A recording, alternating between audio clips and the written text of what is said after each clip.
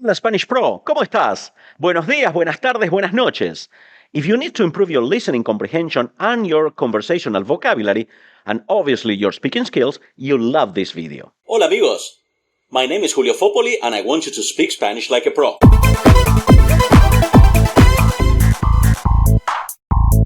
In one of my previous videos, I talked about the 7 deadly sins of listening comprehension.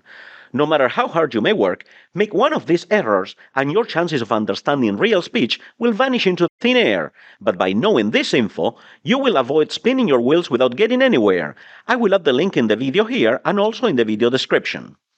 Today I would like to expand a little bit on one of those deadly sins, not reading enough. That's right, if you don't read a lot in a foreign language, it's very hard, or nearly impossible, to acquire new vocabulary. You see, if you hear words that you don't know, in most cases they just feel like undistinguishable noise. We just can't get them. Just by adding some reading as part of our daily routine, we can gradually build a very solid vocabulary bank. Vocabulary is like having money. The more you have, the better it is. No, it doesn't buy you happiness, but it can make your life so much easier, and it can give you peace of mind too. In a similar fashion, having lots and lots of vocabulary is good for the soul. It will enable you to understand much more of what is being said or what is written effortlessly. And while it's not possible to have all of it at any given time, you don't need to have it all. If you have problems to understand fast-paced spoken Spanish, start by reading a lot. And the second best thing you can do is to sign up to my Patreon channel with tons of laser-focused listening activities for the same price as a coffee at Starbucks. But enough of this shameless self-promotion. When it comes to reading, I hear some people say, "Reading is boring. I'm tired. I don't want to read anymore." I don't have enough vocabulary to understand the articles, movies, stories. It's a catch-22. I need to read more to understand, but I can't understand what I read. All of that could be true for you right now. It doesn't need to be. In a moment, I'm going to share with you a very simple, yet extremely powerful strategy to build your Spanish vocabulary and enjoy the process altogether. But it all begins with you. Start by asking yourself, what topics do you really like? This is an often ignored key element in the process. What do you love? Imagine a perfect day in which you have total peace and quiet in the house and you don't have any work or homework or anything to do. Just time and energy to do whatever you want. What topic do you gravitate towards? What would be that thing that you would Google or watch videos about?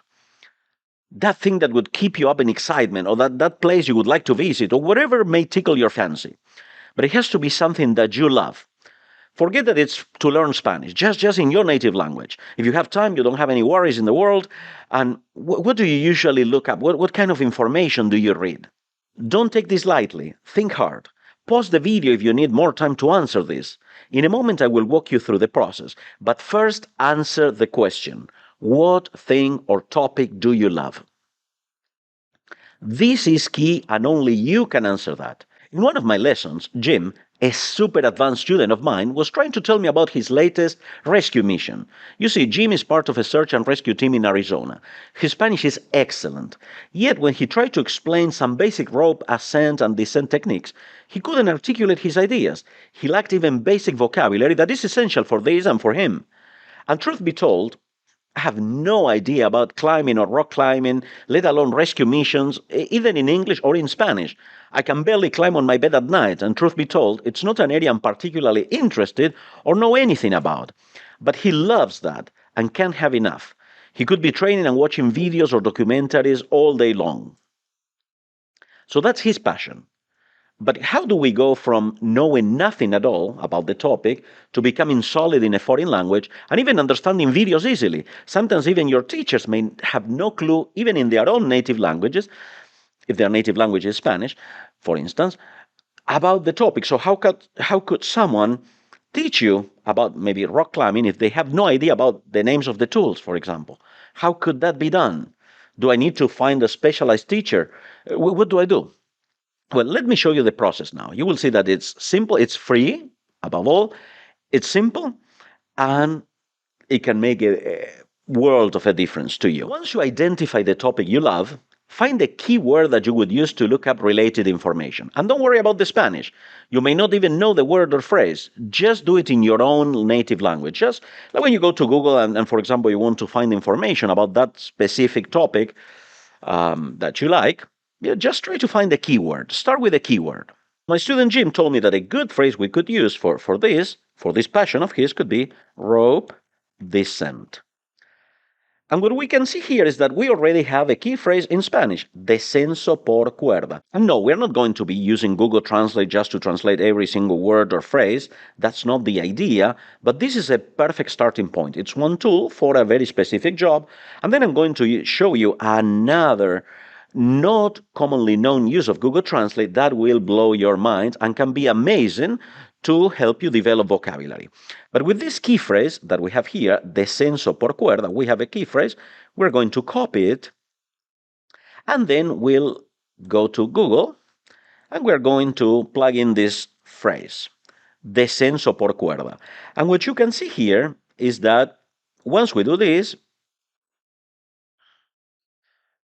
and I type that in, all of a sudden we start to come up with videos and suggestions and a lot of things, descenso por cuerda, but we're not ready for the videos yet. First, we have to build vocabulary.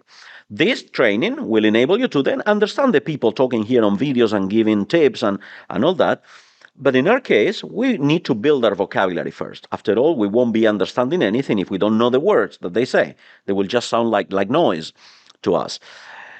But going down, well, here we have the one that he chose while browsing through this. He liked this one, Técnicas Básicas de Ascenso y Descenso por Cuerda. So we clicked on this, and all of a sudden we have this article in Spanish that has a lot of very specific information. Mind you, if I read this, I can assure you that when it comes to the technical aspect of words, ascendedor de puño, bloqueador de pecho, I personally have no idea what this means, right? So I don't know anything about this in my native language. I've never done this. However, when Jim saw this, he seemed to be in wonderland. All of these words began to resonate. But even if you don't know this vocabulary, because it may be the case, I'll show you something that many of you probably don't know. It's a special use of Google Translate or a little known use of Google Translate that will definitely blow your mind. What's important is to take this URL that you have here and you copy it. You copy this URL. Then you come to Google Translate, and in the area here that we have, make sure that you have Spanish selected, not English, because after all the article now is in Spanish. We can click here and switch from English to Spanish. Now Spanish is selected, the target language is English. Could be a different target language if your native language is different, that's fine. And here, instead of typing a phrase, we are going to paste actually the URL that we had. This is exactly the same URL that we had for the article that we found in Spanish. So we plug this in here. And now in English, you see that there is a URL. Now, once we click on this URL, we'll have the exact same article, but this time translated into English. And mind you, this is an automated translation, so there are likely to be mistakes. Don't worry about that. What this will do is it will help you understand the idea in case the Spanish is too hard for you. After all, you don't need a perfect translation. In many cases, it's just sometimes getting some words when we don't understand. But we are not going to start with the English. After all, we want to understand Spanish. So we are going to come to this.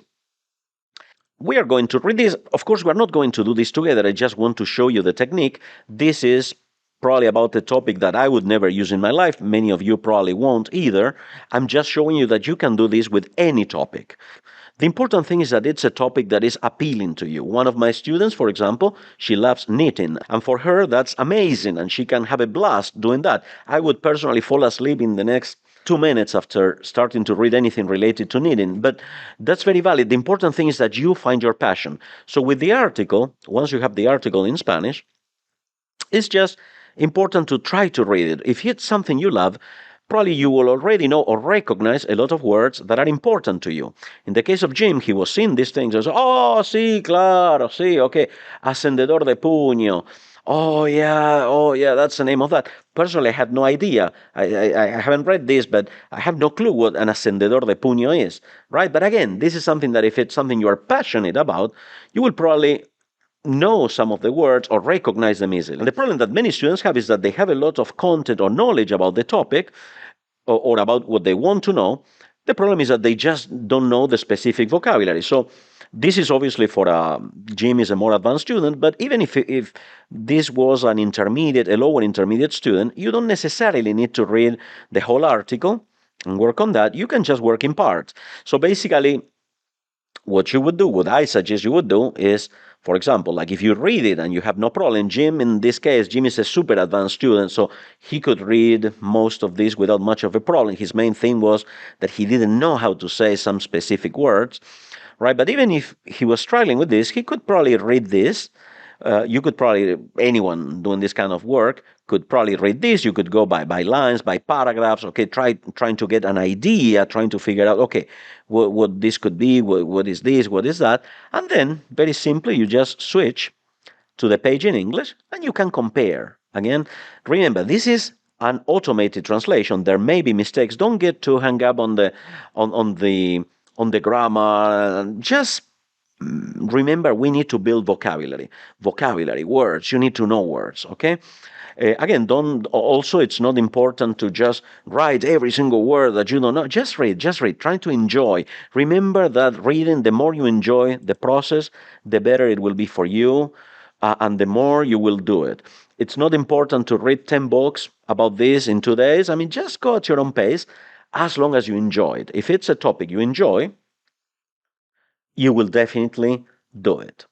Okay, could be about whatever you like. In my case, right now, I'm interested in learning more about 3D printers. Right, so I would probably that would be one of my topics that I would search if I were trying to improve my vocabulary in that area. You can do it with anything. You read a little bit and then you go and compare it, depending on your current level.